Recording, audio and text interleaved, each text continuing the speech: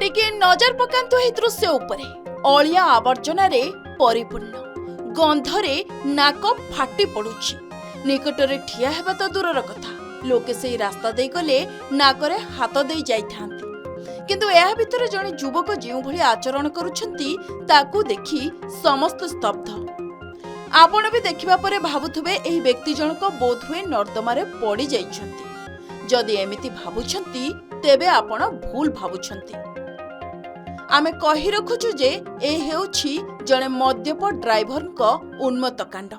अधा रास्ता रे यात्रीवाही बस को ठिया करी आवर्जना पोखरी को मारिले डिहा आउ तापरे जहा कांड करूछंती से सब आपण एही विजुअल ले देखि पारुथुबे जेपरि से स्विमिंग पूल लो भरपूर मजा उठाउछंती आउ तांको हरकत देखि लोके भी छानिया।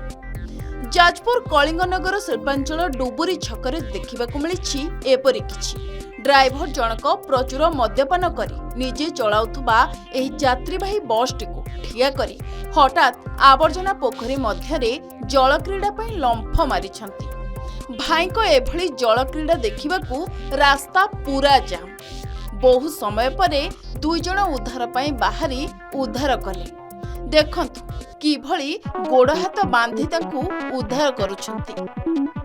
ए उद्धारकारी मौसांकर भी गोड़ टळमळ। एते समय धरी केही उद्धार पई आसु नथिले हेले विलंबरे हेले भी ए दुई जण आसी एही महत् कार्य करिछंती। ए दुहे पा तांको जाति भाई अर्थात सेई लाउर मंजी माने ए दुहे भी मद पीछंती। तांको चाली चलन देखिले सबु आपे आपे बुझा पड़ी जाउछि। तबे ए दिगरे पुलिस रो कोनोसी प्रतिक्रिया मिल पारि नै। बसटी यात्री को नहीं जाजपुर रोड रो ब्राह्मणीपाल दैतेरी जीवार थिला किंतु कलिंगनगर डुबुरी छकरे बस रखिकी घटाइथिला एही कांड। एठी प्रश्न उठिछि एते बाट किपरि बस चालक जनक सुरक्षित भाबे यात्री को आनिथिले ताहा वर्तमान समस्तंकु चकित करिछि।